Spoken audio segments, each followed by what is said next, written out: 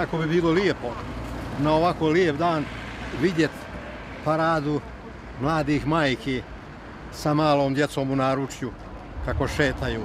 Svi bi ih podržali, svi bi se tome radovali. Umjesto toga mi gledamo cirkus. Ovo nije Crna Gora, ovo što se danas događalo. Na ovo se ne odaziva Crna Gora. Ovo je odaziv na zov Viva Montenegro.